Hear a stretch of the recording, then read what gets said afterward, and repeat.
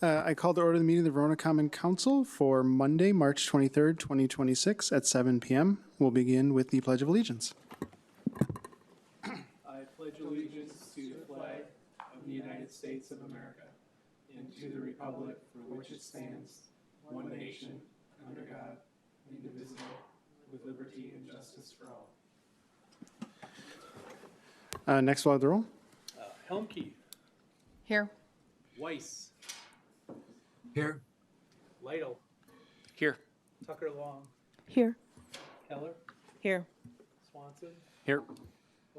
Hoax is excused, and Harrison. Here. 7 present, Mr. Mayor. Excellent. That's enough to proceed. We'll move on to item 4, which is public comment. Do any members of the public wish to speak? If so, now would be the time to do so. Seeing no one approaching the microphone, we will move on to item 5, which is approval of the minutes from the March 9th, 2026 Common Council meeting. Questions, comments, corrections, or motions to approve? Alder Humke. I move to approve. Motion by Alder Humke. Is there a second? I second. Seconded by Alder Keller. Last chance for corrections. Seeing no corrections, all those in favor of approving the minutes from the March 9th, 2026 Common Council meeting, say aye. Aye. Aye. Opposed, no. And the minutes are approved. We will move on to item 6, which is mayor's business. If you're curious about the firefighters walking around, we may have smelled natural gas in the foyer. They are checking it. We don't think it's an issue, but we're just being safe. But just FYI, if you're wondering about the firefighters in full gear walking around. That's all I have under mayor's business. We'll move to item 7, announcements. Any announcements from the council? Seeing no announcements, we'll move on to item 8, which is the administrator's report. Mr. Alec. Thank you, Mr. Mayor. Just one has to do with voting, and in-person absentee voting starts tomorrow, which is March 24th at City Hall and runs through Friday, April 3rd for the April 7th spring election. And just to give you an idea, to date, 329 absentee ballots have been returned via mail. So that's what we have to date. And that's all I got, Mr. Mayor. Thank you. Any questions for Mr. Alec? Seeing no questions, we'll move on to item 9, which is the engineer's report. Ms. Fisher. Thank you. For the Country View Road Phase 3 project, utility installation is complete. Road construction is scheduled for this year. For the Hyper Drive roadway and bridge construction project, the contractor has not yet provided a construction schedule, but anticipates starting in April pending permit approvals. For the Mark Drive project, final design was submitted last week to the city and is under review.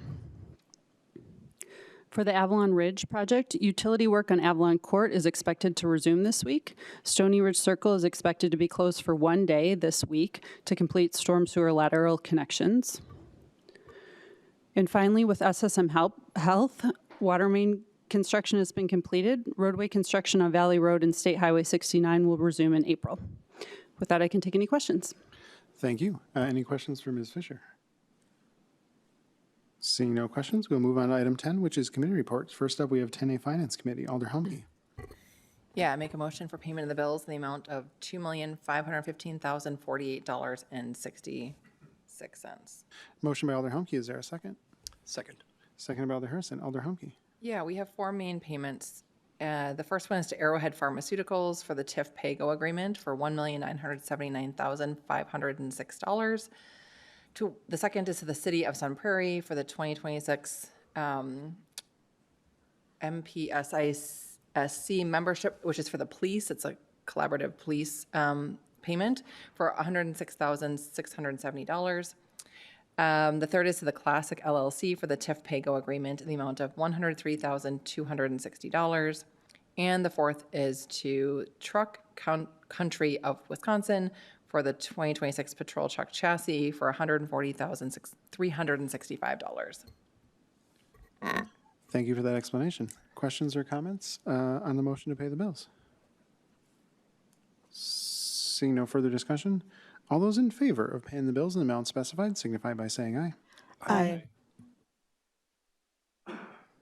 Alder Weiss? Sorry, I was on mute. Aye. Opposed, no. And that motion passes. Anything further from Finance? Nothing further, Mr. Mayor. Excellent. With that, we move on to 10B, which is Public Works, Sewer and Water Committee. Alder Tucker Long. All right. I believe we have a presentation from Barrientos first. All right. Okay. Mr. Mayor, can I just add one thing while they're getting set up? Sure. So as part of the discussion for tonight, one of the things that they are going to bring up is a conceptual design for this particular site. And I just want to differentiate between a conceptual design and a site plan insofar as a conceptual design is making sure that all the elements of what we want to bring to bear to the site will fit. So we're just making sure everything is going to fit. A site plan is actually how everything actually will be laid out and arranged and things like that. And that's much more official and will need to be reviewed by the Plan Commission. And in addition, the zoning ordinance defines a public works yard as an outdoor government use, which is a conditional use in every zoning district. So eventually, the Commons Council, as part of your review, would review a conditional use permit for the public works site along with a CSM or a certified survey map for the road right away. So I just don't want you to think tonight's of like the official layout of anything. There's many more hoops to go through in order to get to that part. That's all I have, Mr. Mayor. Thank you. Thank you.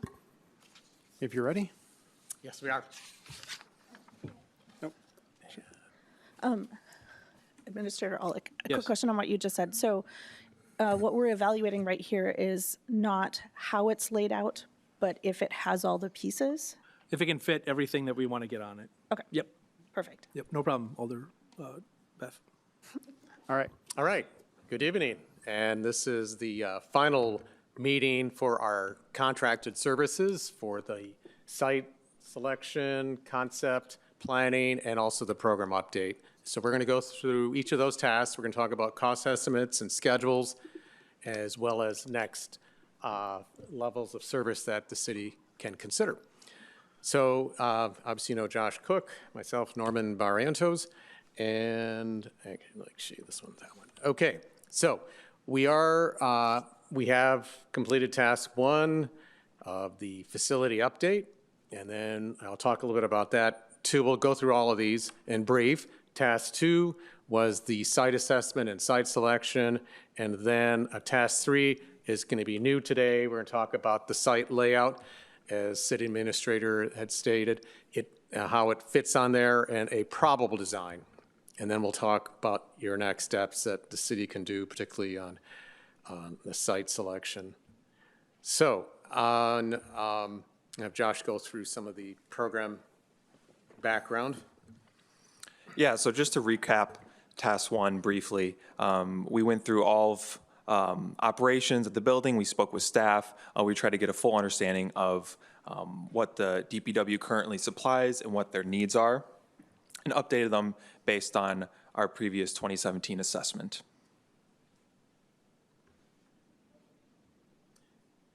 Yeah, so I think the key thing, and this is a summary of the updated facility program, which was a key part of task 1, and this is a summary diagram.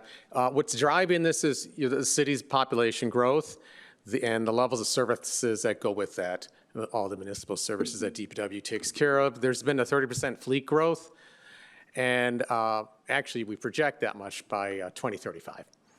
And there's also with that going to be increased levels of service that DPW will have to maintain, so more staff, more trucks, more material, and more shop equipment. And then there's going to be with that more bulk materials, gravel, salt, yard, waste storage that'll come on site. So everything from the building, the equipment, and the yard is expanding, and that was taken into account for our projections on this. And then there is also a greater level of public interface, which requires separation and security and good wayfinding. So we're proposing to take the facility from a 40,200 square foot garage to an 85,000 square foot garage, and also, thank you, which includes the cold and salt shed. The main building, you'll see what that is. So overall, 112% increase. Yeah, here's the breakdown for you. the cold storage, actually, the main building's about 70,000 and then 15,000 square feet of cold storage buildings in that.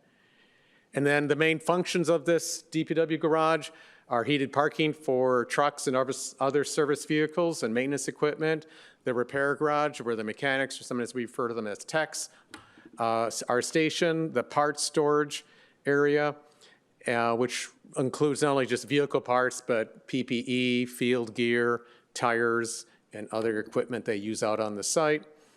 Then the administration offices for the supervisors, the director, and crew support, so locker rooms, lunch rooms, training areas, and then the yard storage, which are all the yard facilities that we talked about. And the other thing that was in our contract was to establish the design criteria so that whichever way or site that the city goes, there is one set of design criteria that we're going to apply. So we're applying the design criteria that we've established here for this site. And so that's for the record, and as you go forward, that's there. And this is based on a lot of our company's extensive work with lots of garages across the country. But the key things for the city of Verona is we want to have the bays. Well, one, there's 4 areas: operational layout criteria, then there's site criteria, building criteria, and functional outcomes. For the operational layout, we want to have the bays for the parking and for repair to be adjacent to the crews and also lined up with the part storage and then where the wash line is. We want to separate the traffic from the fleet from the public as well as the vendors. And we want to have a controlled heating parking for all the vehicles, not have any sitting outside. And then the site, we'd mentioned 18 to 20 acres is required.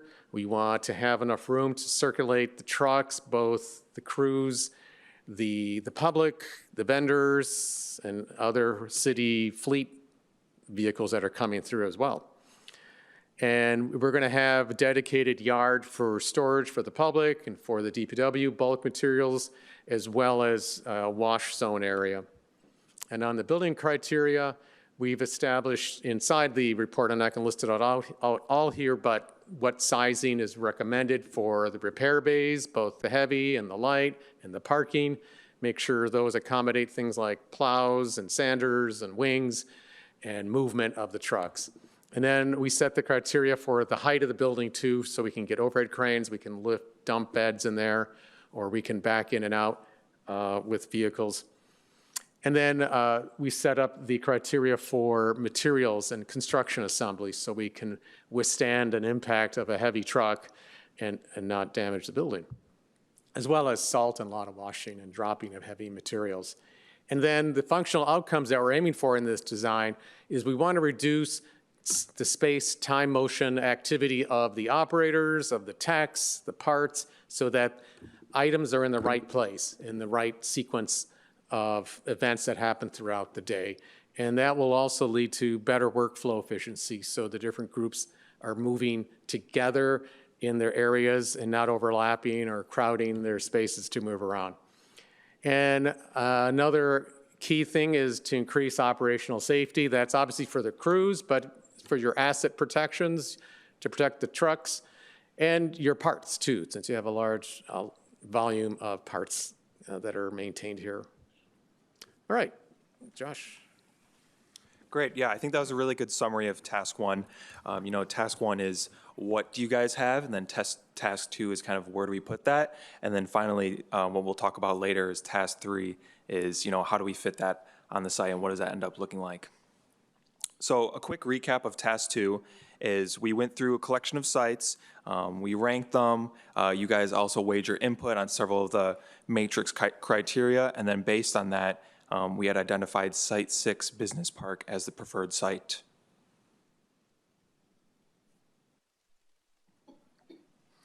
Moving on to task 3, building and site conceptual design. We worked on developing conceptual layouts for the selected site and also refining the floor plan. We illustrated how the program will fit, operational relationships, a little bit about what Norman was saying. It's really important that we define where things are in the floor plan and their relationship and adjacencies to one another. We also show room for future design phases for expansion. That's always really important. We don't want to design a site or a facility, that can't be expanded. We also prepared cost estimates and proposed a schedule. And then high-level renders of the proposed plan on the selected site. And then we also will talk a little bit later about, the scope, direction, and, the next steps and how we move forward from here. So here's the building's conceptual design. This illustrates the programs and adjacencies. It has heated parking, 61 bays divided between heavy parking, medium, and light. A repair garage with 5 bays, 3 of them for heavy duty, 2 for light duty. A separate water utility shop and building maintenance shop, a truck wash, and then space for administration and crew. The crew space is allocated for 51 staff. That is above what you guys currently have employed, but this is assuming growth in the staff.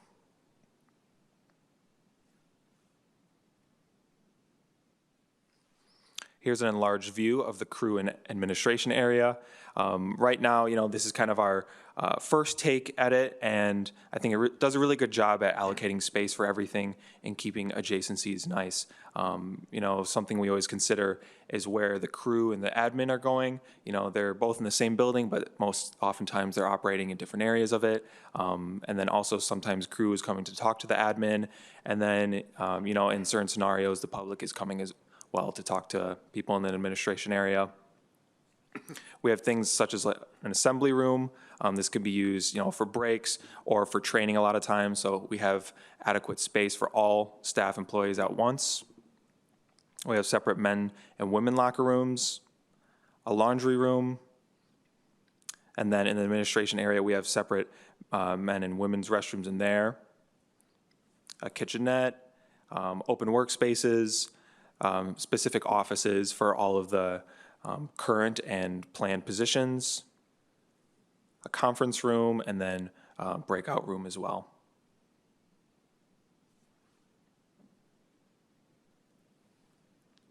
Here's the site conceptual design on the business park.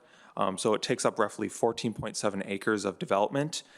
As you can see, I'm not showing the whole site plan. It's only up in that northeast corner.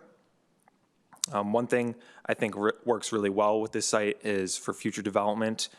It's placed in a part of city where, if roads were wanted taken east, I think it would lend itself to have that capacity to do so. And then also the flow of traffic on the site. That's something we really considered. We want vehicles to come in one way and leave one way. That way it reduces a lot of accidents and collisions, and even have employees and small vehicles coming in one way, and then the plows and trucks are going out the other way. We do show some fencing as well. That's this line with the little X's. There could be gates, motorized or automatic. Sometimes, in fleets we'll even have fobs in the gate. It's really nice that it's actually separating the site from the main roadway.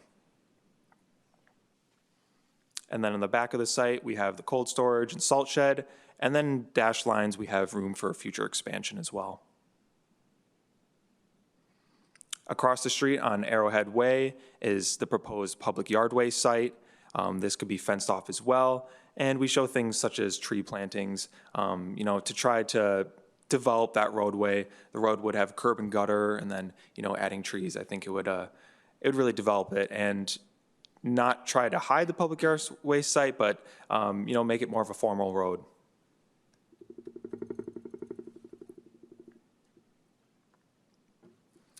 Here's a proposed render we did of that site plan. Keep in mind, this is very high level. The building may not actually look like this, but it's, I think it's really good to start to see how things are going to operate, how they may look against the landscape, how it may look when you drive up to it, and overall the size of it. I think it's really nice to see the vehicles next to the size of this facility, and it's something you can even think about, when you look at the current facility and the differences. So some things that we previously talked about that we can see from a different angle is Arrowhead Way extending. We have the public yard waste.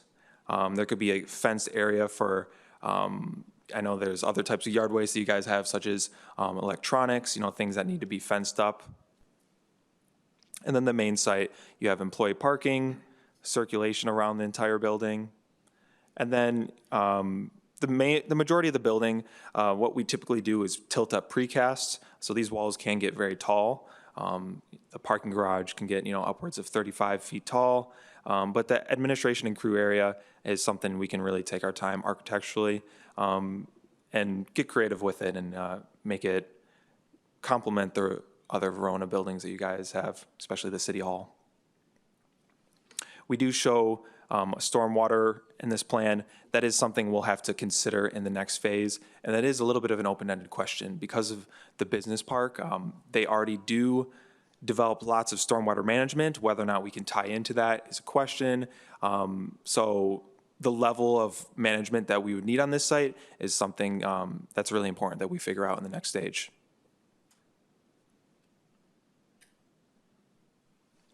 All right, so for that business park site number 6, just to make sure we're all on the same page, that's what we were reviewing. And what I'm doing here on this slide is recommending to the city that, yes, Site 6 works. It meets the design criteria. It has a lot of good features operationally, performance. At our level, at this concept level, we don't see any major development problems. And I'll go through what we think fits is on this, is listed here on this slide, is we can get everything in there. We can expand for growth. We can lay things out in a logical sequence between the building and the yard functions, as well as with the street and its approachway. And we can get various entry points off this road, so, which is good. We can get a road that, or curb cut that's more for the employees and visitors, and then others for the trucks to come in and others for the trucks to exit out. And from there, we can also control vendor and delivery approaches as well. We get the key planning features that I identified in the earlier programs, such as we get all of the heated parking needed for the fleet, and that's accommodated in one large kind of barn bin. We can get a very good repair bay set up for the heavy and the light duties. And then we can control where the public go for a drop-off on this site as well. And we can get our bulk storage on the site as well. So in conclusion, it fits. We can get the vehicles on here, and we can support future expansion.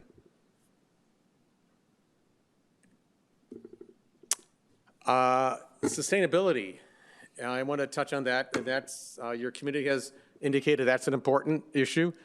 And as you recall, I am LEED accredited. We have done buildings that have a lot of sustainable factors in them. In fact, we're doing a gold project in another state right now for a garage. So we've identified programmatically what could be designed and what I think in your case you want to design and will be evaluated and engineered in the next phases. And that is one, fleet electrification readiness, and obviously to what extent to what your fleet would be electric, and what kind of infrastructure that would have in terms of charging equipment, and also how you can lay out the garage and the repair bays and the parking so that you can accommodate specific EV-ready stations. Sustainability and site, we believe there's enough area for stormwater detention on this, as well as perhaps even areas for things like bioswales or other ways, more natural ways, if I can say, to control the sediment and wash off this site. Energy efficient building systems would be part of the building specs and engineering requirements as we move forward, so it is energy efficient, as well as meets other green, sustainable, such as recycled products, renewable products, or local products. That will be in the design criteria. There's opportunity to do solar or renewable energy on site, particularly with solar panels, PV panels, both on the ground or on the building roof. And then operational resilience, this is something that I advocate for public works operations, that you have to be ready for a major emergency hazard event. And so whether it's generators or you're above the flood line, or we have storage, extra storage for the crews to operate out of here for a few days. It's something that would be in the design criteria moving forward. And then long service durability and everything, both, as we mentioned, in the wall panels, in the way we drain and coat the concrete slabs and the materials on the inside. It's a heavy impact area, not only just kind of the large movements that's going on here, but just things get dropped like steel blades, things get backed up accidentally, people leave their beds up and drive through the building with the dump up. So it's a building that's going to get hit, and it's going to have salt in it, and it's going to have welding and chemicals. So those things have to be specified in the next phase. And we're going to design it, well, design horizon for planning purposes is 20 years out, but the building system, its core is designed for 50. But if you do a precast building, that is going to stay there for 80 years. But most of the systems will last in place for 50 years. And then we've been thinking about the layout for flexibility. If you add more trucks, where can we pop out a wall? Can we get some more repair bays in? Can we integrate new technologies that you see in repair shops or in DPW garages? And then finally, that we can expand both the yard and the different zoning of the yard. And that's where things, I think, happen to a lot of garages that over the decades is the yard gets too convoluted and overlapping functions and storage and movement. So our cost estimate at this level is 35 million, let's say 36 million for the construction of the building. And then the soft cost as we stay there includes a contingency and the construction manager's fees, design fees, and what we call design estimated contingencies. That is, there may be fluctuations that happen while we're designing, both from your input or other input. So 36 million, and then we broke it down by phase. So you know the time phasing of your design fees. Today we've spent, our services have cost $43,000. Our estimate is this, for schematic design, which I'll talk about, is around $185,000, and it's about 10% efforts. And then design development, construction documents, and bidding and construction, all would be 1.8 million. Now, and this would occur over about a year and a half time period. Actually, the construction might go on for about 16 months. So that 463 is about a year and 2 months time period. And that includes engineering, geotech, survey,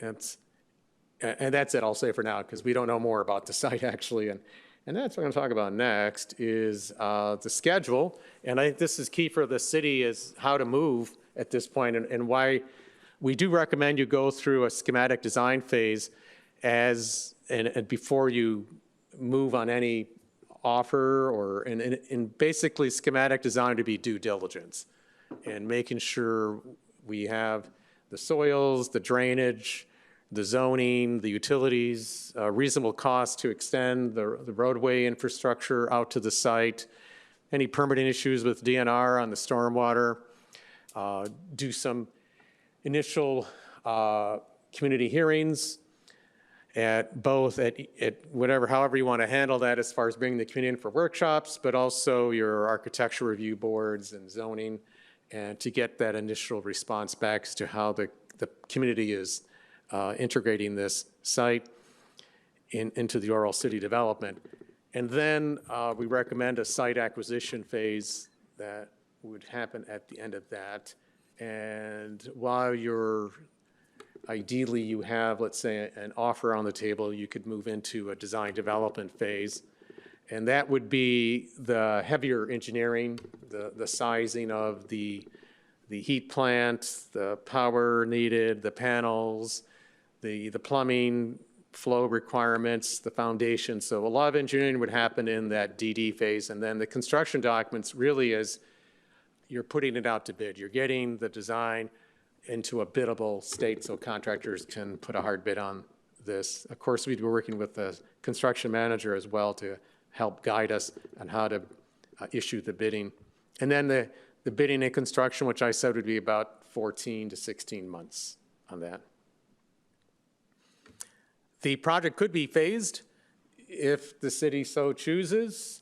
Ideally, building it all at once is usually more cost efficient for overhead, costs for the contractor. But you could break it up and put out certain elements. We haven't identified what those are. In other projects, we've gone ahead and put the salt shed in the fuel station and the site drainage out and some of the parking. And in second stage, put up the main building. Or sometimes we've even split the main building up into the repair garage and then the rest of the main building, the parking and the crew area. So those things could be worked out if the city wishes to break it out as well.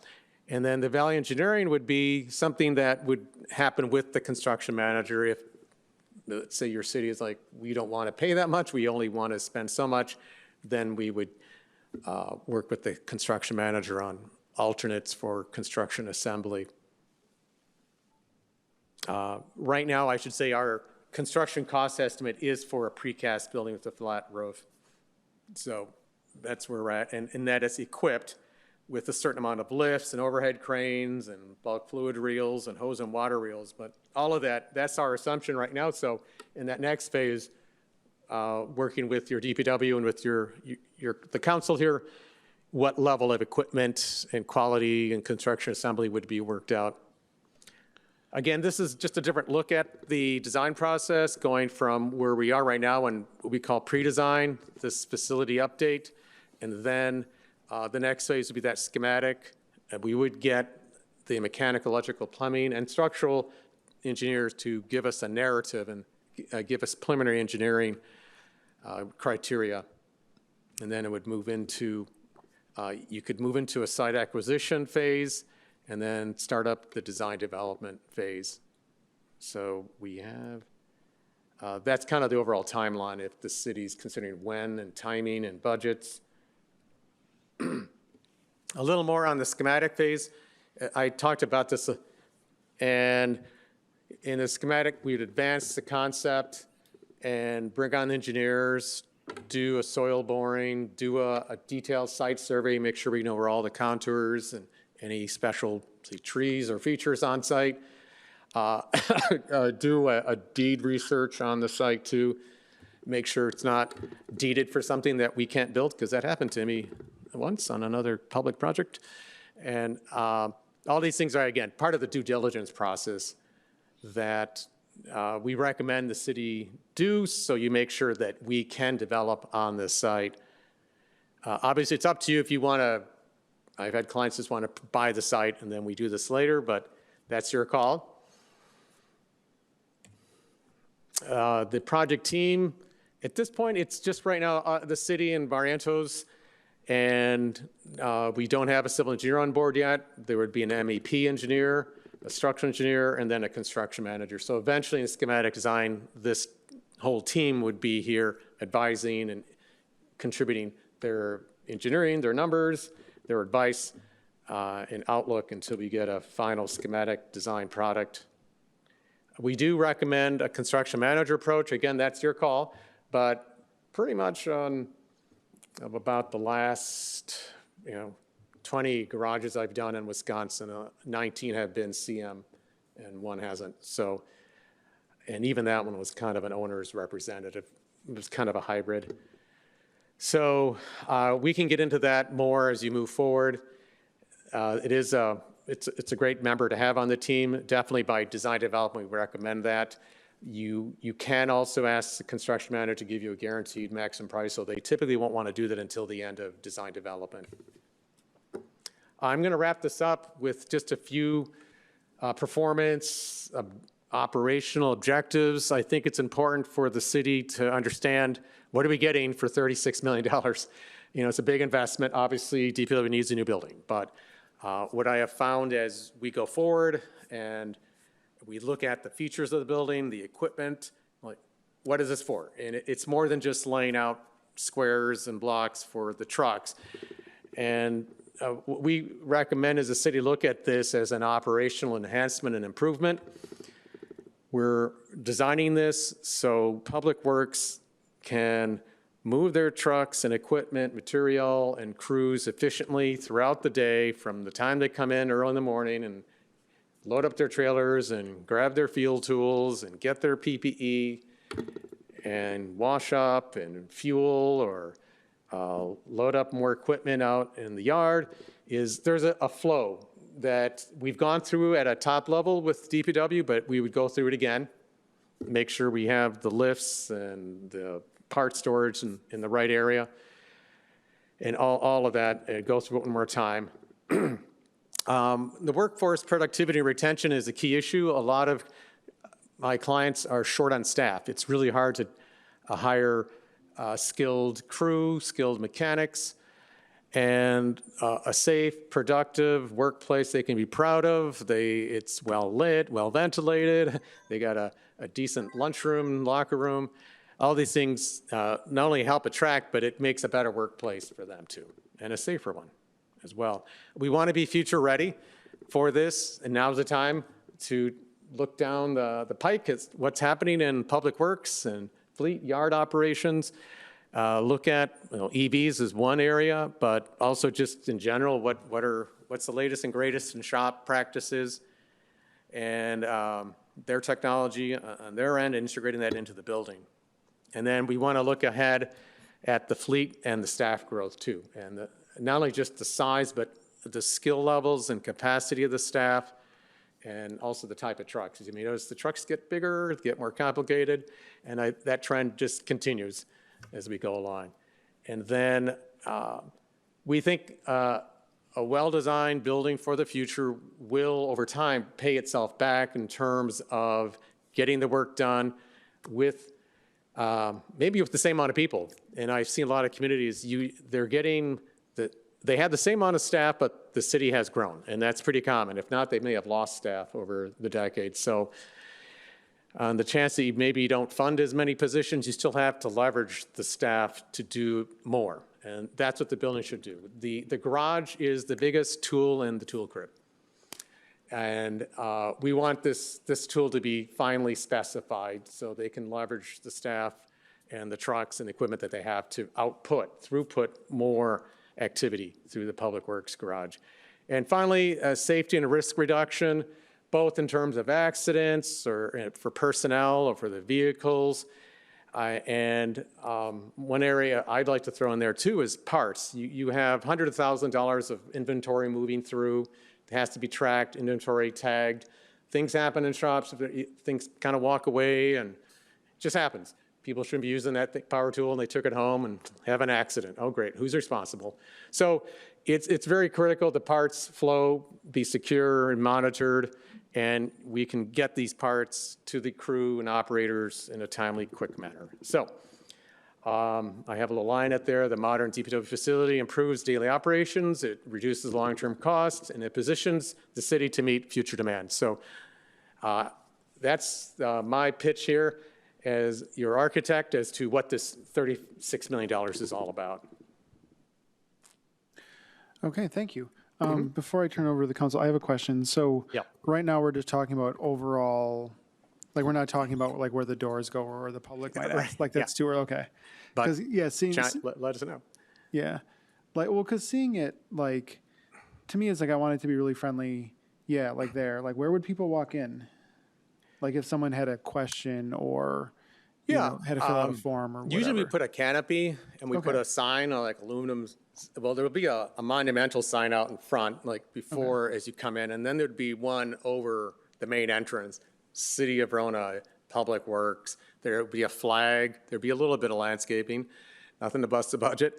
And usually there's a canopy outside the main entrance. Okay. And we haven't developed that canopy or statement at this architectural point. And they're also, usually we have a smaller canopy for the crew too. They kind of know, you're just around the corner where they're door A and B or crew. whatever. And then we have a vendor door, lobby, may have a small canopy for the UPS truck to pull up to. Okay. So we want to wayfind it graphically. That's good, because a lot of time, I mean, some people are, you know, obviously if you work there, you're going there every day, but, you know, if you're a member of the public, you probably go there once a year, maybe less, and having people wander around in their car amongst all the big vehicles is not great, and we want it to be want it to be friendly for the people we serve. Okay, so then, I guess just to make sure I'm clear, I think I understood this part. This, basically the site that, our first choice site works though for this Yes, plan? we Okay. do conclude that and recommend it. Okay, and so then the decision tonight then is either, do we authorize staff to do like a due diligence, or proceed with the due diligence stuff? Or do we just outright start negotiations with the landowner? Is that kind of, Yeah, I know, it's chicken and the egg, right? I know, I do recommend that. It's how most of my clients have, although some of them have just gone ahead and grabbed the land. I could speak a little bit. Mr. Alec? Yeah. Thank you, Mr. Mayor. I have, since the presentation where we applied the site matrix to the 6 sites, reached out to the owner of this particular site, and he's well known to the city. He owns a lot of lots in the tech park. Long story long, basically, they're willing to work with the city on a potential purchase of this property, and are looking at, what could we bring as a proposal to them. So they're interested, bottom line, in potentially selling this parcel to us. And I would also assess that we do have some time Okay. in the intervening months to, if we would like to do due diligence and not, pursue that sale, aggressively, we would have time to do that. Okay. Well, then I would open up to the council. Thoughts, questions? Alder Lytle. I'll start. A couple questions for the Barrientos team, and then maybe a question or two for Brian. So just confirming, the current Public Works facility, the public accesses it primarily now for waste drop-off, appliances, et cetera. Is the plan that all public access for drop-off would be at the yard waste side, or have we looked at how people would bring other materials in for recycling and disposal? Our idea is that we'd have a whole separate yard across the road from the operational yard, and we'd fence off the operational yard. You could fence off the public yard waste too, but that's optional. And so if metal appliances, et cetera, are being dropped off there, would we need some kind of covered area there as well? Yeah, we haven't gotten that far, but yes, a lean-to or a canopy area. Thank you. Yeah. The cost estimate that you all have put together at this point, I know is very preliminary. Mm-hmm. Do you classify it as a level 4, or is this still more level 5 in terms of cost estimate accuracy at this point, or precision at this point? I'd say it's more than what we had presented before, so we're one step above that. And it's based on our observation of all the products we've bid out. Of course, prices keep moving around each year, but we do have a good database of projects of how much they cost, so we think it's reasonable. It's a good planning budget. If I've been asked that, if we had to go and just budget so much, but I wouldn't go to bonding with it by any means. Thank you. I think the schedule as you laid it out here gives me some concerns regarding site acquisition. If schematic design is complete and that's $185,000, and we find that the costs to acquire the site are just completely out of line with what we were expecting, I think a large portion of that $185,000 would be sunk and not reusable, because they are very specific to the layout that's proposed here.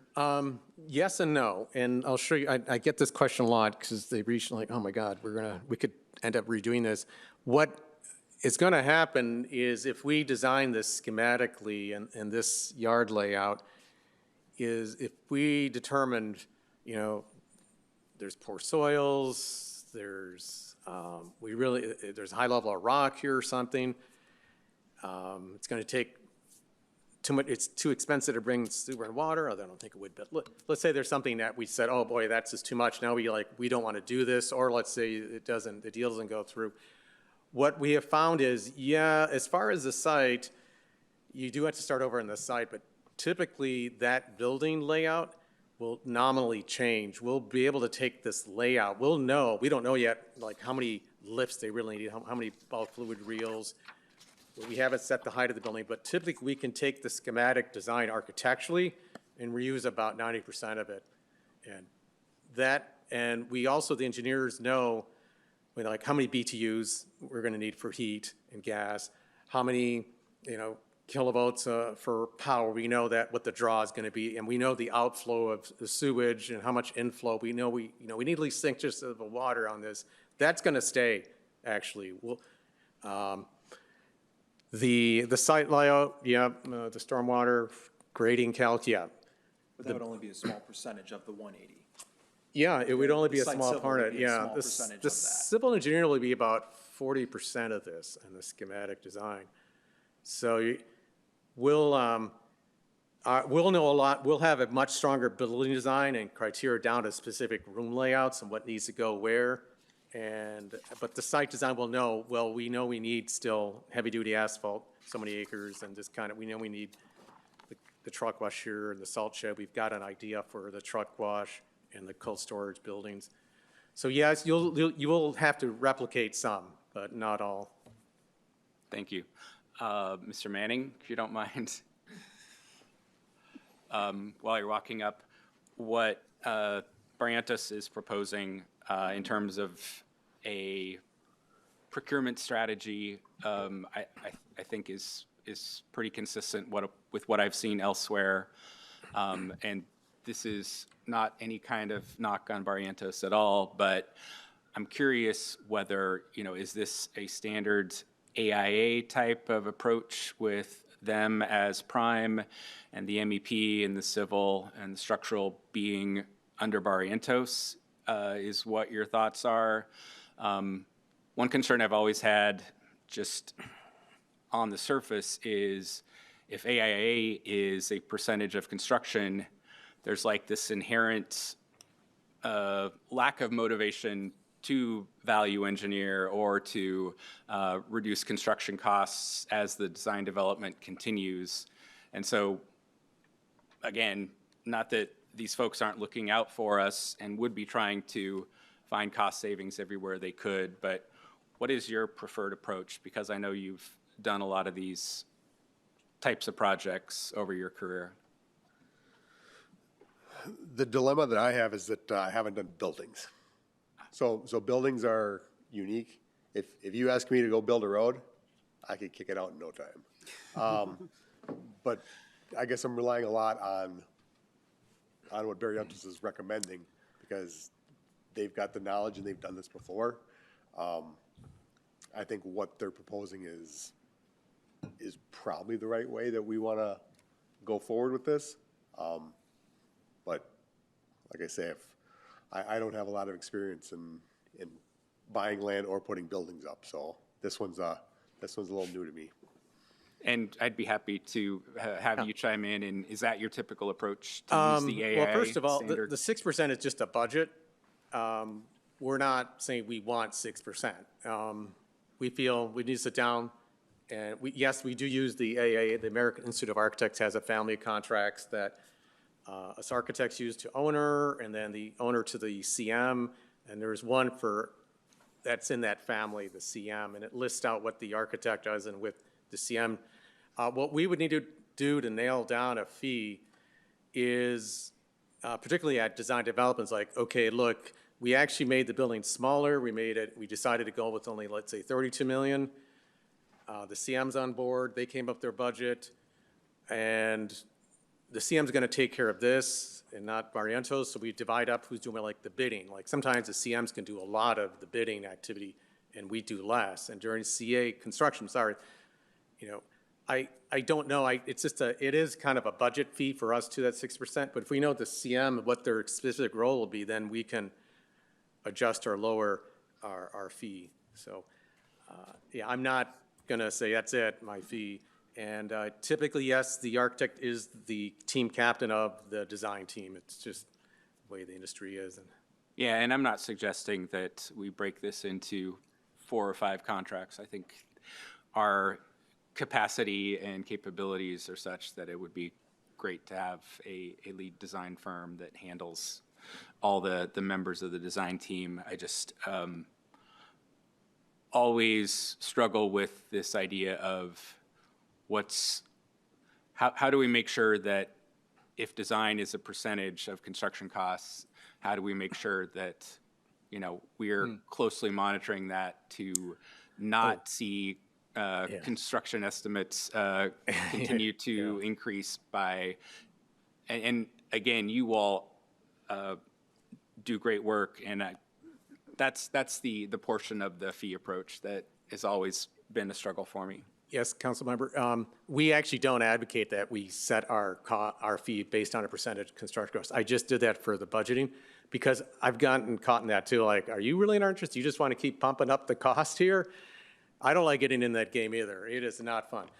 We'd rather at the end of schematic design just commit to a lump sum. That's it. Okay, and we know you've agreed to it's going to be 34 million, and we trimmed it down to a 65,000 square foot maintenance building. Fine. Here's our fee. We're going to stick with it, short of you saying we want to add something here or there, or you may want to deduct it. Like, you know what, we decided we don't want that many repair fees. Okay, well, we would adjust our fee. So we commit to a lump sum at a certain point at the end of schematic design. Thank you, appreciate it. Other questions or comments? Alder Keller. I need a translation because I don't speak building. What is, you said that the cost was based on prepackaged something? Oh, a precast building? Precast building, I don't know what Yes. that means. Yes, the precast panels. Most of your industrial park, business park buildings are precast. And they're 8 feet wide and they can go as high as 40 feet. Ours are anywhere from 14 to 35 feet high. They're put up, they're cast in a factory and they're shipped over and usually about a foot wide. And then they're craned in and dropped around the perimeter of the site. It goes up really fast. So it is the more expensive approach to the metal panel. I don't know if is that your question or you just don't know what precast is? I had no idea what precast is. Oh, okay, yeah, it's a concrete panel. It's cast in a factory and it has insulation in the middle of it. And It's kind of like an Amazon facility. That's how they make those. They tilt them up. It's I don't mean to use Amazon facilities as a as a synonym, but that's very common. And business park. Yeah, and it's like you were saying, it lasts like 80+ years. Yeah, and you can specify to be painted, or you could specify to just be a aggregate finish, kind of that rougher, pebbly finish, and there's no maintenance to them. But you can run a truck into them, and the truck will lose. Thank you. Yeah. Other questions or comments from the council? Alder Swanson. Thank you, Mr. Mayor. This is sort of I don't really have a question for you. I think that the presentation makes a lot of sense. I appreciate the clarity that you've presented us with. Being relatively new to this, 36 million is a big sticker shock, but I'm inclined to think we should spend the money to do this right. If that's what the pros are telling us this is going to cost, I think we should commit to do it, because the longer we put off building this new building, the more challenging it's going to be for our folks at DPW to do their jobs. They do good work. I want them to continue to do work, and I want to make sure that we're supporting them in doing good work. I think probably our budget experts can speak a little bit more about the feasibility of that, but my gut instinct is we should do the due diligence. I think that we should pursue that. Maybe that can go more quickly, because it sounds like we have a little bit of an established connection already to the owner of the site, so maybe that'll facilitate the acquisition and the due diligence process. But I think we should be moving forward sort of as presented. Other thoughts from the council? Alder Helke, and then Alder Tucker Long. Yeah, I thought this was a great presentation. Thank you so much. I'm curious if the cost of the building includes the sustainability pieces that you kind of mentioned, like high level? Yeah, they do. Okay. Yeah. And, Because the sticker shock. and, right. You know, so I mean, I would love it if it could be moved up so that Public Works would get in there quicker, but it seems like this is like a well thought out process as to how the time of this, sort of like what has to happen in what order. So I guess I would go along with whatever the recommendation is in terms of, I'm glad to know that there's like the seller is interested in, or the owner of the land is interested. I just would be curious, yeah, I don't know how, in terms of like the finance side of things, you know, where that comes in terms of like the budgeting. I saw the timeline of like, this is where the budget, but I'm assuming that's not for the actual building. And I don't know if are we allowed to talk about this? Okay. So, okay, yeah, so submit for budgeting, the August 2026 is when we do our budget for 2027, but like the construction isn't gonna happen until, it is gonna happen, bidding instruction. So we would put in our budget for the full 36 million? Is that, no, or not until 2028? Mr. Alec? We're gonna have to do more analysis. I mean, I got the presentation today, just like you guys did. So, Okay. So we'll have to deal with whatever that figure is. And then we'll likely have to work with our municipal financial advisor at Ellers Yeah. in order to kind of space out what the debt looks like and then how that it impacts our tax rate. So it really is a lot more, it's another parallel track to what's going on with the Public Works facility, right? It's the financial aspect of it, and we'll have to work through that. But I don't have any good answers tonight on, you know, what that actually means Yeah. concretely.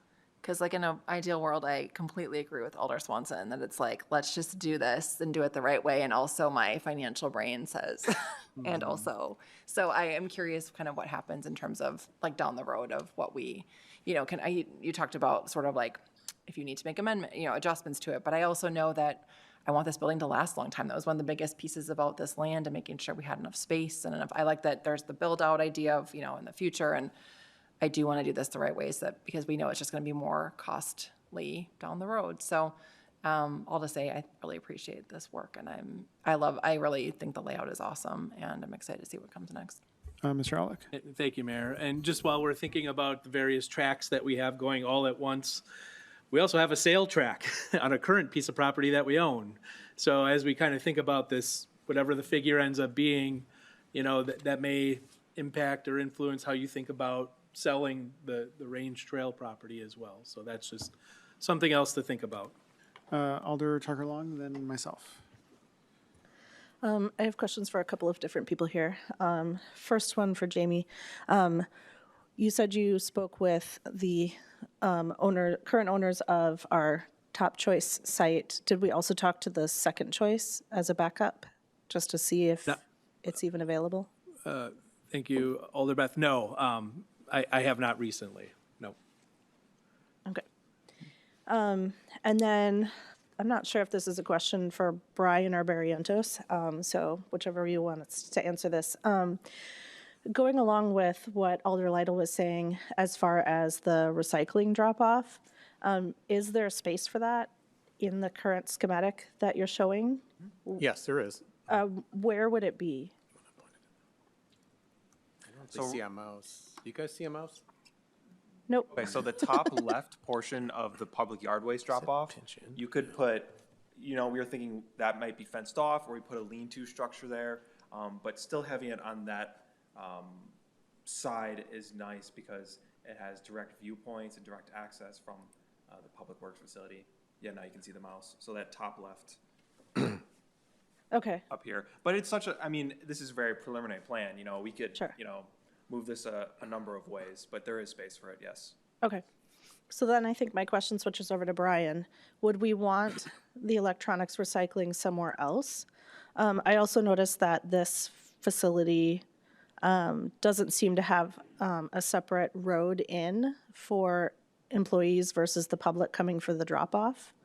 And it's not fenced off. And I did notice the admin in the crew building doesn't have a reception desk for people to, you know, pay utility bills and pay their recycling fees and such. So are we not having a reception desk, or is that just not there? Well, on the first point, we do have like the roadway coming in and splitting, so operations crew go to one side and the public yard waste go to another side. so they don't come into the DPW yard. So we are thinking it's separated. Except they need to come into the admin building. So the public is going both ways. So just to clarify, people actually do pay bills and things like that when they drop off e-waste. Yeah. And that's done at the admin part of the current Public Works facility. I guess it's something to keep in mind as you kind of continue down the site concept, that there is interaction between people of the public and Public Works staff Coming up. as part of the operation of the public work, Yeah. the public yard waste area, so such as that. And I mean, Brian can speak more to this than I can, but it was my understanding that one of the things we'd like to have is a separate entrance to the Public Works facility for the trucks and the employees versus the public coming to the admin building. And that way we can fence things off and keep the equipment a little bit more protected. Yep, so they're showing fencing on there. Again, this is conceptual. This is not office layout. We're not picking colors. So all the things that need to take place are in a future step. So I guess this is more just, first blush, gut reaction, see what you see. Because I think on one of the pictures, on the more focused in for the admin portion of the building, we are showing an office manager. There's a vestibule, office manager's right next to it. So again, we're not putting names onto any of these offices yet. They're just kind of counting noses and seeing who's going to land. And there's also time to change. Yeah.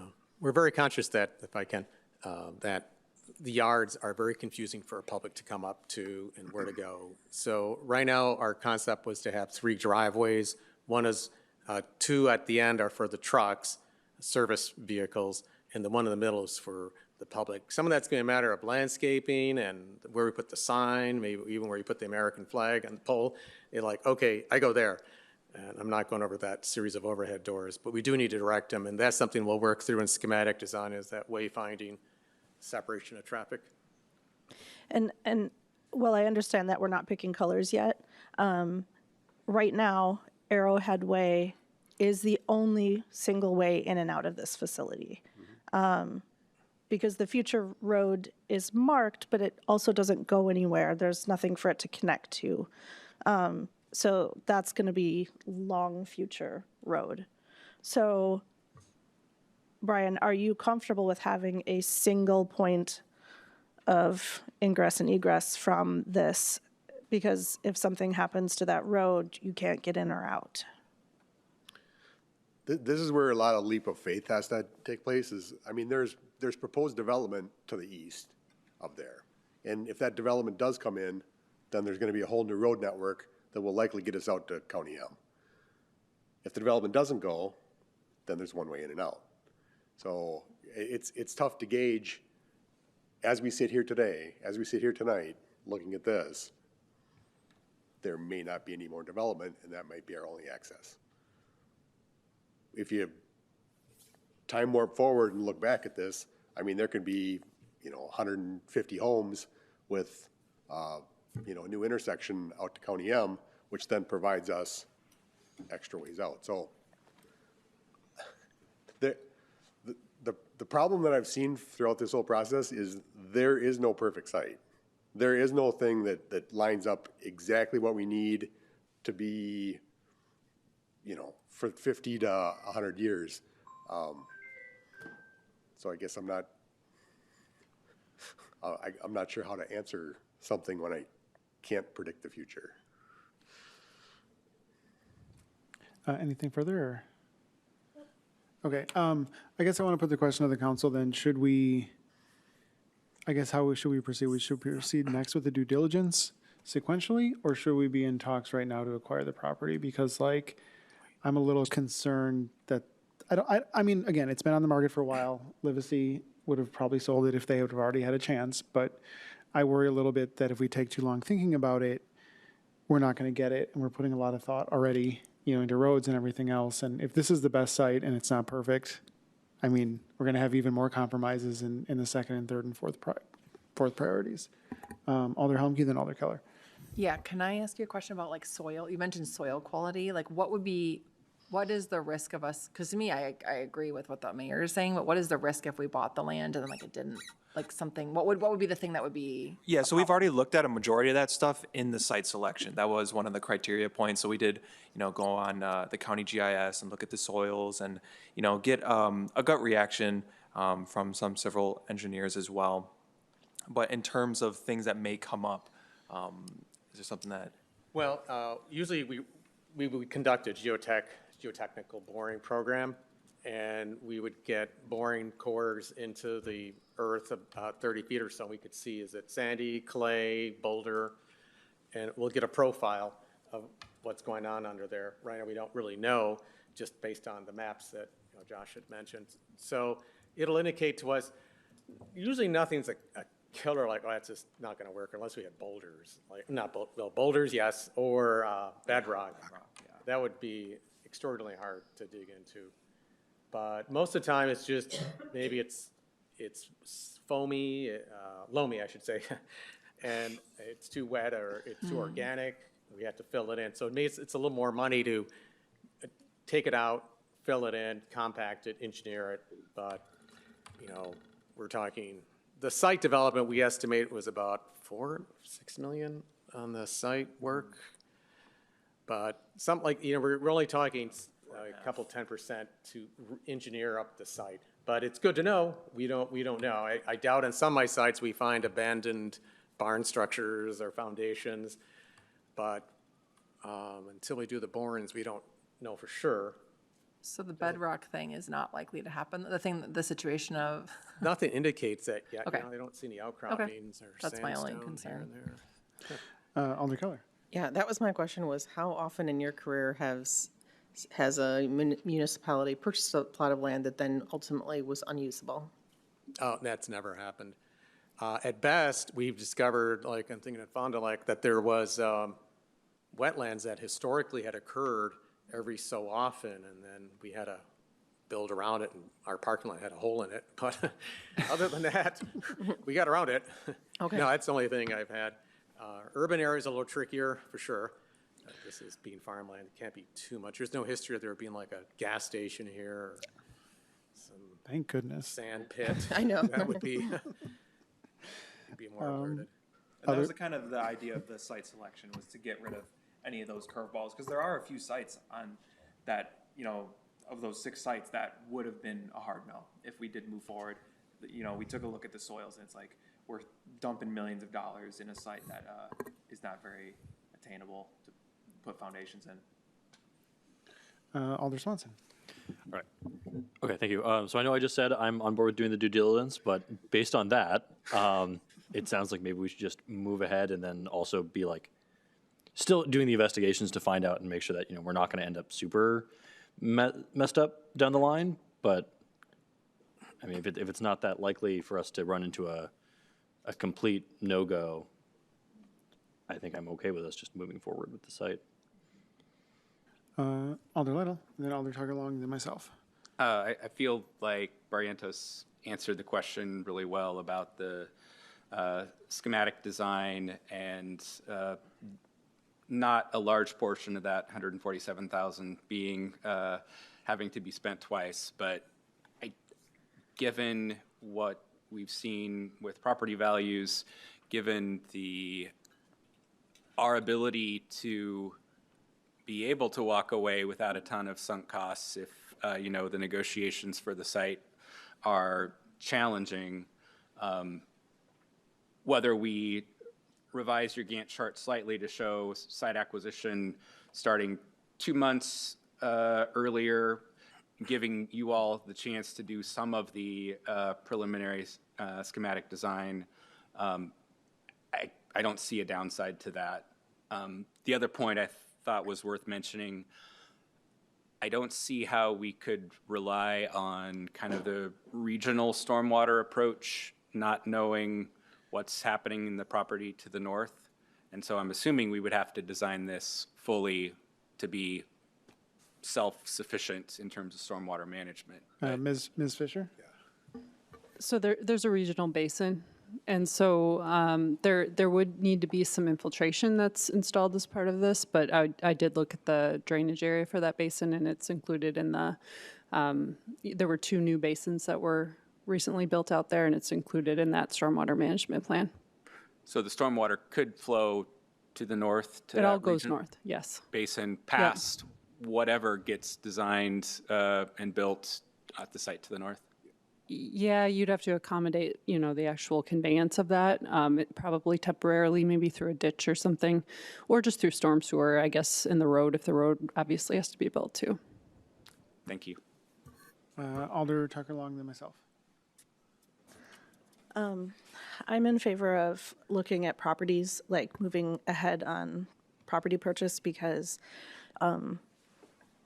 buying the property early for our last site didn't work out horribly for us. And so I feel like it's a pretty low risk investment in property to eliminate the high risk of losing out on progress here. I do also think that it might be worthwhile to just approach our second choice as well, because it never hurts to have, more information about what things are selling for and what we could get for our money. I'll just add on too, even if, which we haven't, but even if the council had made a decision, like we're gonna buy this property immediately, it's gonna take months to just negotiate it out. So like saying, hey, we're gonna go forward and talk to them, we're probably talking a month or 2 anyway. And this way, if we come to some impasse where the property owner is asking for too much money or some other thing comes up, we'll just know, and it's better that we know now than like 2 months from now. So unless anyone is objecting, I guess, Mr. Ehrlich, do you understand what your next steps are? I do. Okay. I'll help you. Question. So for the brush drop off right now, that's like, if we sell the other piece of land, like how, when they talked about like doing like a phased approach, would that be something we would have to do to move it in order to, have we thought about like how that would work in terms of? I've been thinking about it. I would prefer, I guess the dilemma that I have is that we have a lot of our operations out at Range Trail right now. It's salt. We store equipment out there that we don't have room for in investment court, and it's all of our yard waste and brush. So I would like to move forward with land because that solidifies what the next step is for temporary salt, hopefully permanent brush, yard waste. Start moving in that direction even without the building, because at least then I have some place to go with it. Because in the meantime, if I don't have land and Range Trail goes away, I don't have anything because it can't go back to investment court. Okay. Any other questions or comments? Seeing shaking heads. Okay. We'll move on to the next item. Thank you, guys. All right, thank you. Alder Tucker Long. Okay. Sorry, I'm closing all the presentation files.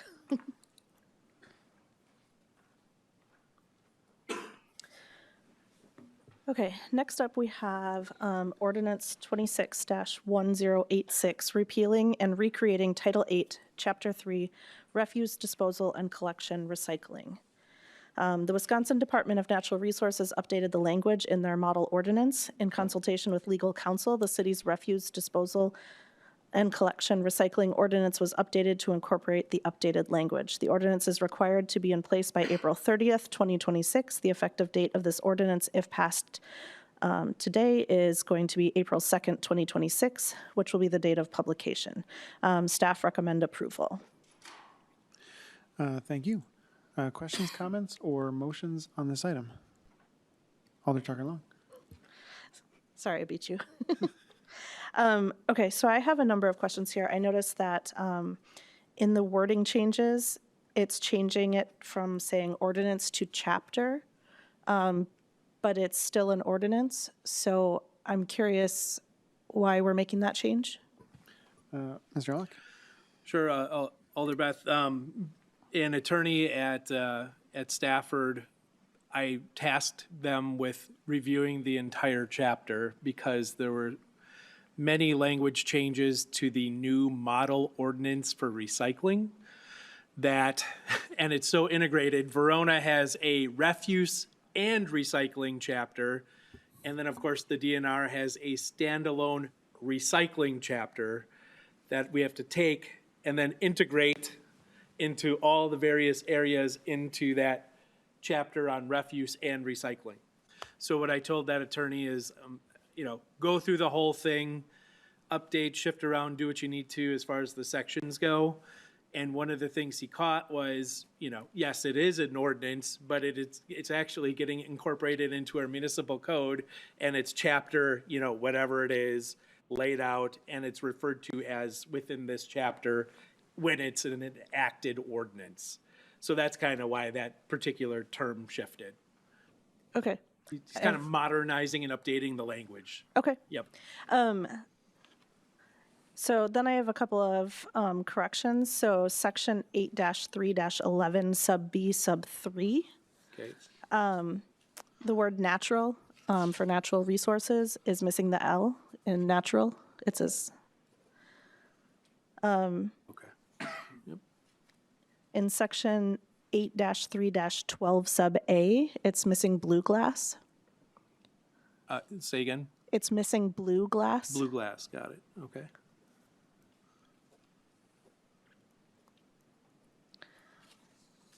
And then section 8-3-12 sub C and sub D.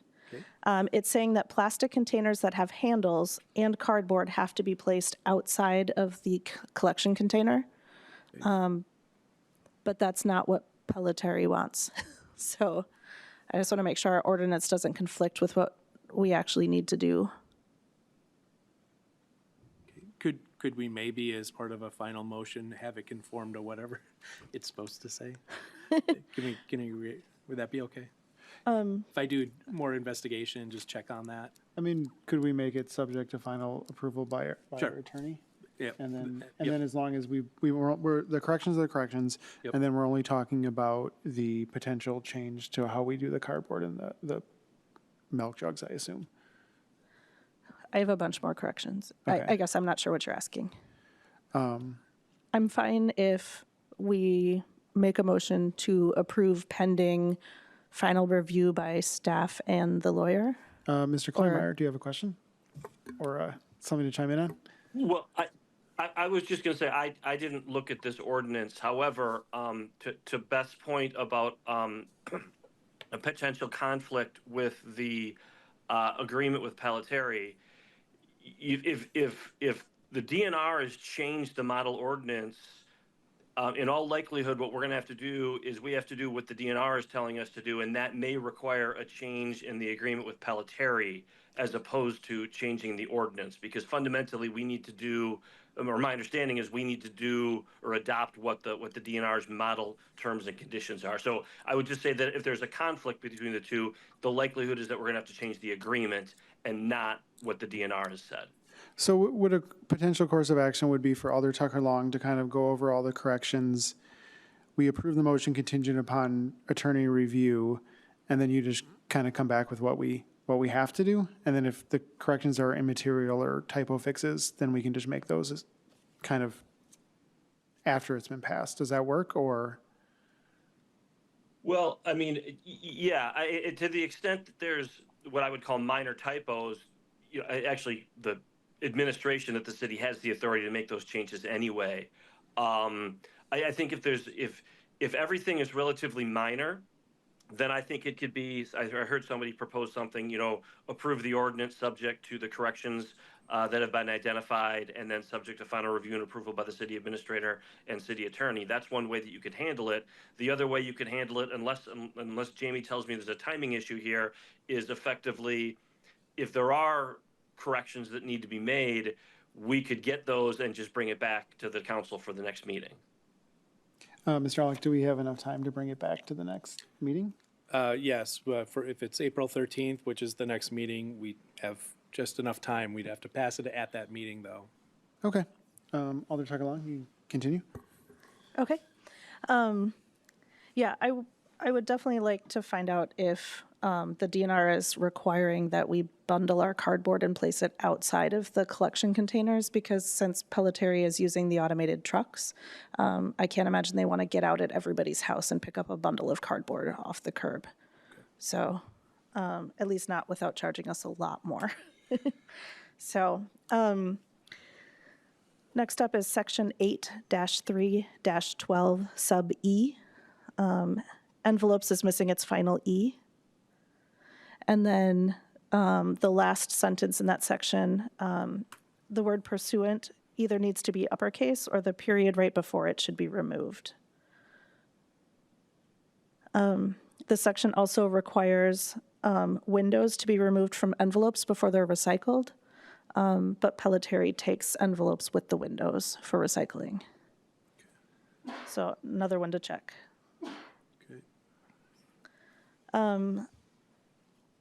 Section 8-3-15, the collection of recyclable materials.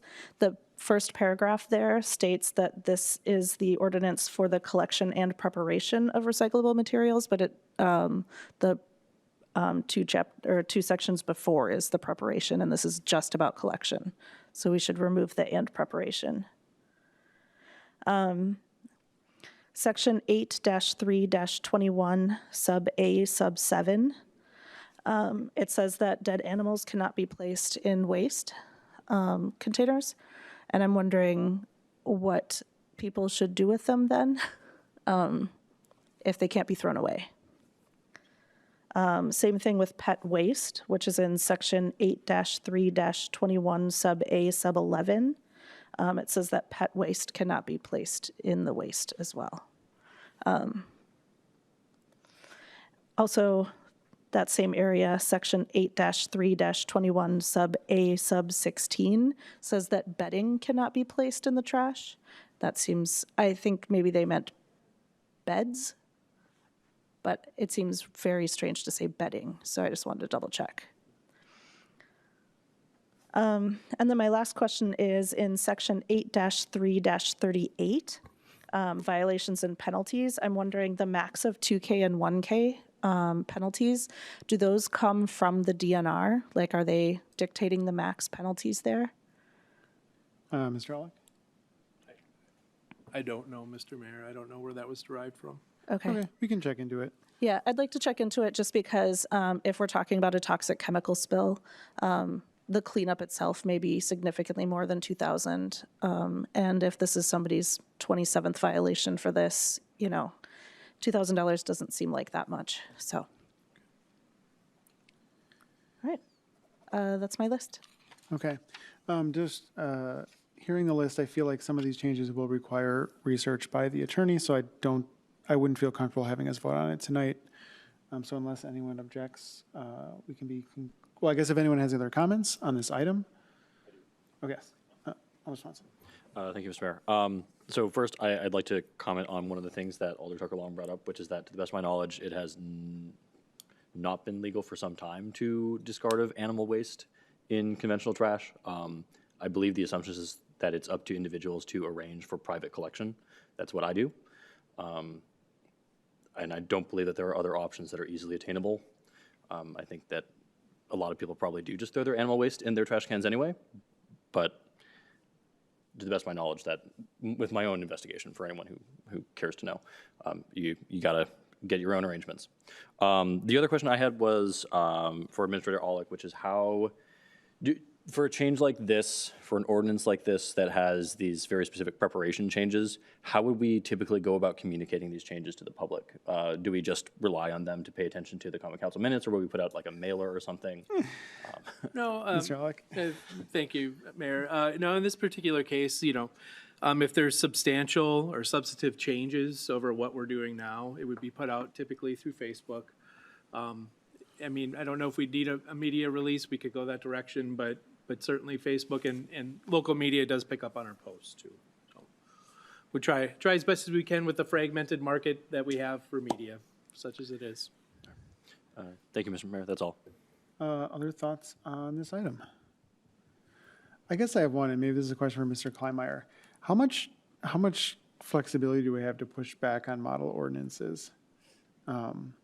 Like, I know, like, they give us a model ordinance because we have to meet certain statutory requirements and everything else, but like, do we have flexibility to be like, if Pelletari's like, just throw the cardboard in the cardboard, you know, in the recycling bin, can we just do that?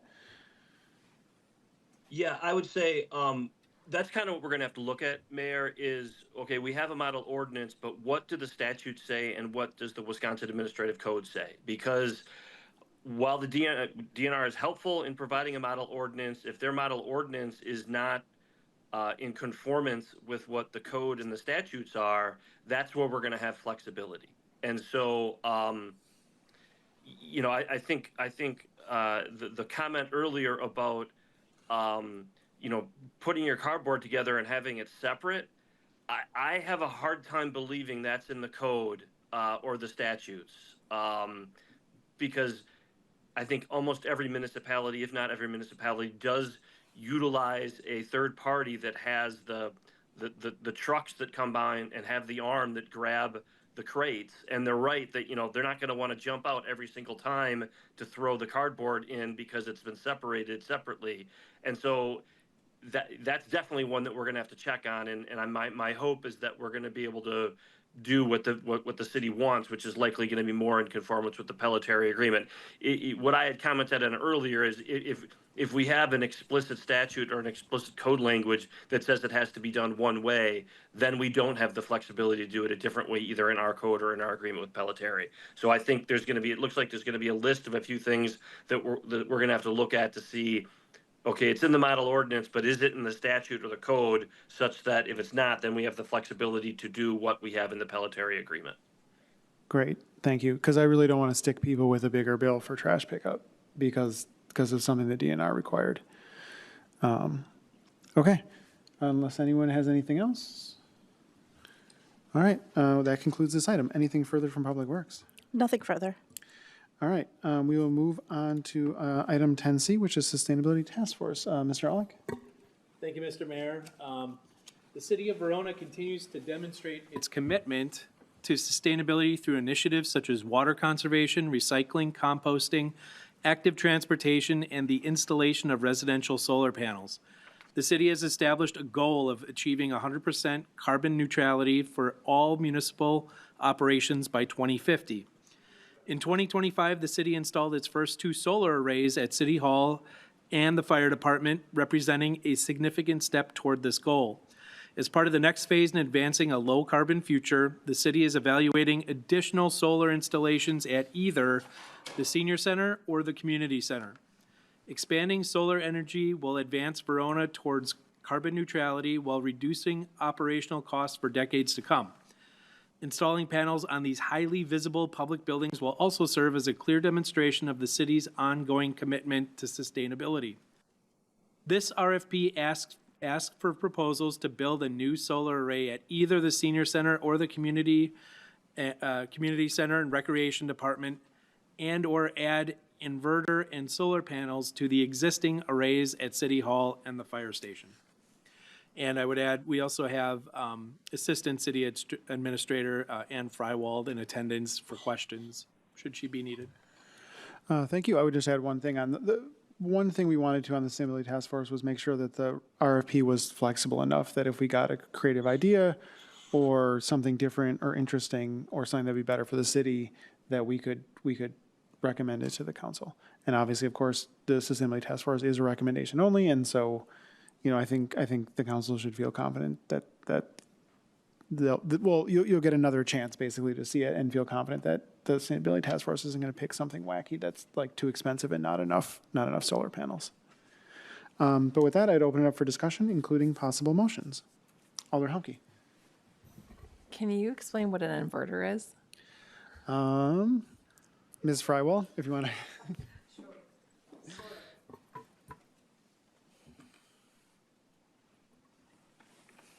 It's essentially the connection between the panels above, which are creating electricity, and our electrical system inside the building.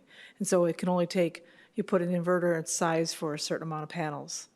And right now, we are maxed out on the inverters we put in the 2025 process. So it's just a connector between the electrical system in the building and the panels above. So would that so adding an inverter would mean that it would expand potential future capacity of panels on the buildings? Correct. Okay, Yeah, great. right. Other questions, comments, or motions? Alder Swanson. I move to approve the 2026 solar project request for proposals. Motion by Alder Swanson. Is there a second? Second. Second by Alder Humke. Motion before the body. Questions or comments on this motion? Seeing no further discussion, all those in favor of approving the 2026 solar project request for proposals signify by saying aye. Aye. Aye. Opposed, no. And that motion passes. We will move now on to item 11, which is new business. First up, we have 11A, which is a discussion and possible action regarding ordinance number 26-1087, amending Title II, City Government and Administration regarding non-disclosure agreements. Mr. Alec. Thank you, Mayor. The proposed ordinance provides that no person acting on behalf of the City of Verona shall execute a non-disclosure agreement, confidentiality agreement, or any other agreement proposing to maintain the confidentiality of information. Thank you. I would say that this was, this was generated by me based on two things I've seen around both the state of Wisconsin and the country. One, NDAs related to data centers. And I think I understand why the data centers want them because they want to keep their business stuff secret, but that's not how municipalities and public bodies are supposed to work. The whole point of having a government is that people can at least a government in a democracy, is that people can know what the government's doing. And the idea that the government could sign an NDA and say, well, now we're going to keep public records secret because we signed a contract, that's ridiculous. I haven't heard of any data centers looking at Verona, but you never know. And then the other time I've seen them used by municipalities is around personnel issues. And again, a lot of times it feels like a cover-up, like a department head or someone else did something that they shouldn't have done, and the city council or village board or town board doesn't want to talk about it, so they sign an NDA, get the people leaving to sign an NDA. But to me, that's not what our jobs are supposed to be. They're like, we don't want to make our jobs easy at the expense of the public. And so my whole thing is that, again, we shouldn't be making people leave and sign NDAs just because, again, it feels like a cover-up, and I just don't think we should do it. Hopefully, at some point, all this stuff gets banned at the state level. Until that happens, we can ban them locally. But that was kind of my motivation for proposing it. Questions, comments, or motions on this one? Alder Swanson. Thank you, Mr. Mayor. I'm inclined to agree that public bodies enforcing non-disclosure agreements or confidentiality agreements beyond the normal bounds of closed session are fundamentally undemocratic and not the spirit of the government I want to be a part of. So I appreciate that you put this together for us. Thank you. Alder Weiss. Following from what Mayor Diaz and Alderperson Swanson have said, I agree on all those points, and I think for both the those reasons said, and the idea that the proceedings of government would be kept private for reasons other than what is allowed for by statute is ridiculous, and we should. I think this policy is a good idea. Other questions, comments, or motions from the council? Alder Lytle. I have to say I'm in complete agreement with the two situations you've discussed, and in 99.9% of the cases, we need to have open government to every extent. I read this absolute prohibition as what situation might come up in the future where a confidentiality agreement might be required.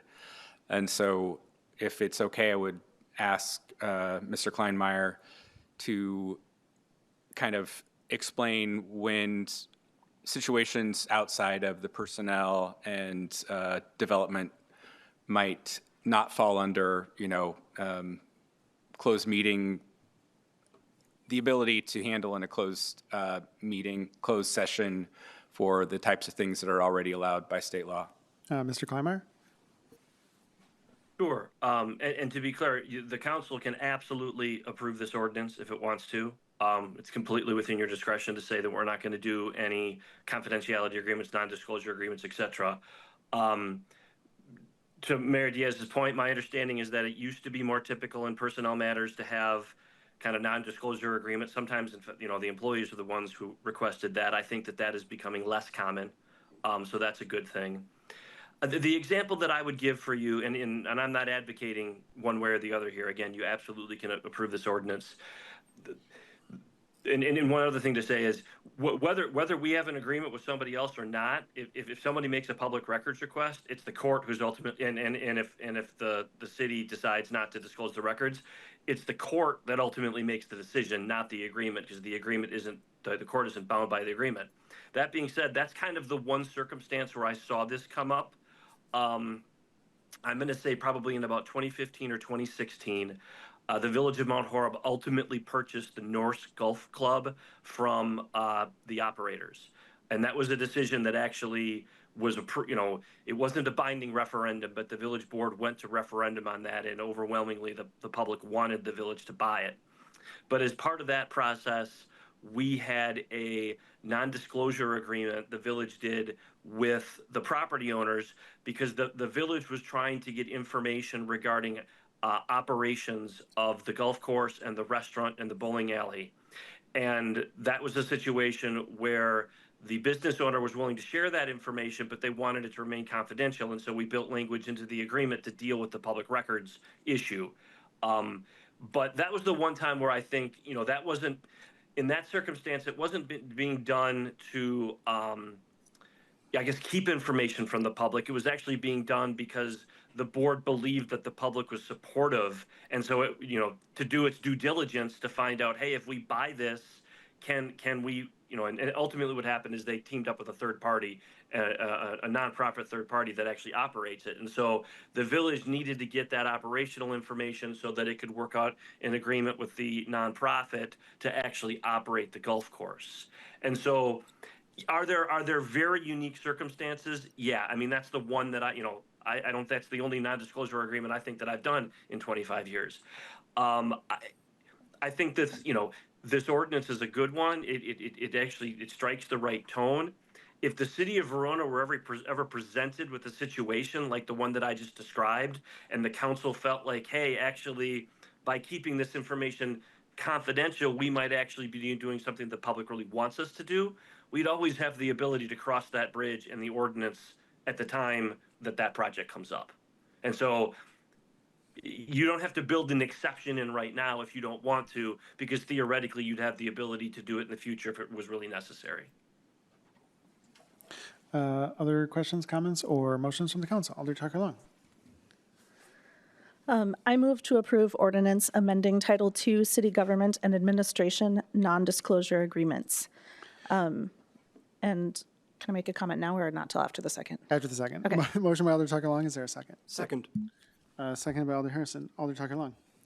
I just wanted to say too, if it comes to a matter of redacting things that we need to keep quiet until a certain date or something like that, we could probably handle that with redactions, because we are allowed to redact, sensitive information and things like that.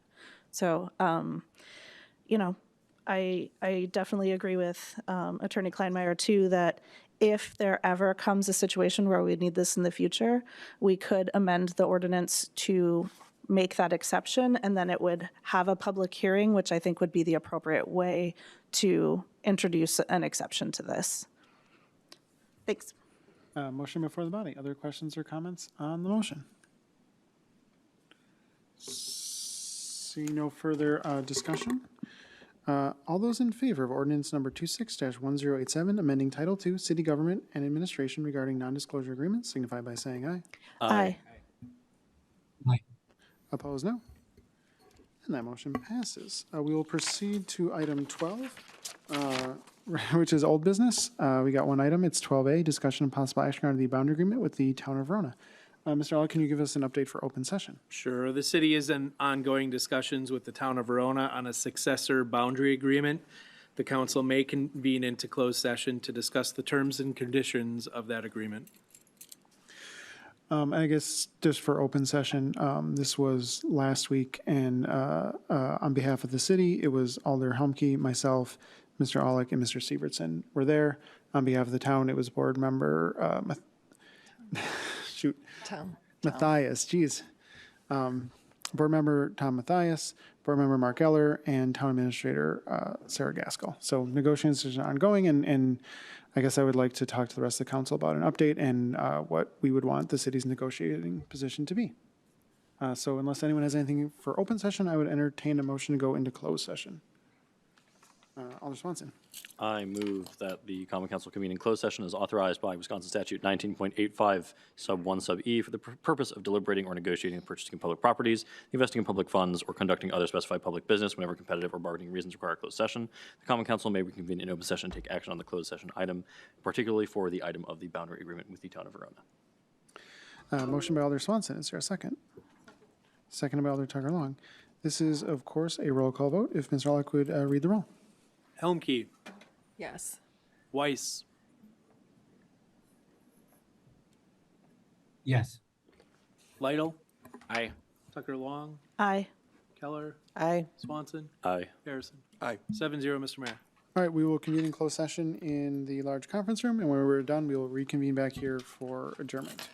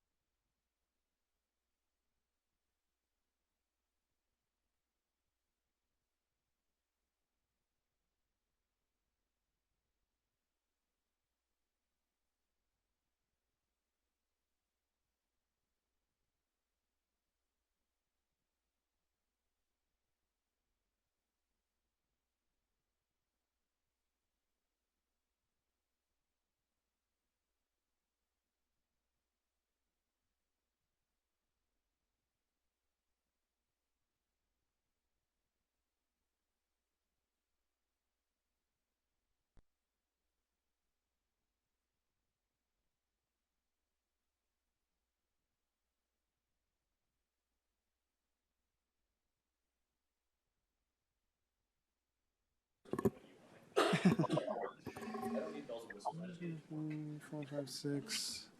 All right. Okay. We had a discussion regarding the bond agreement, and the city town will continue to meet to continue negotiating. Unless anyone has anything else to add on this topic in open session, I would entertain a motion on item 13, which is adjournment.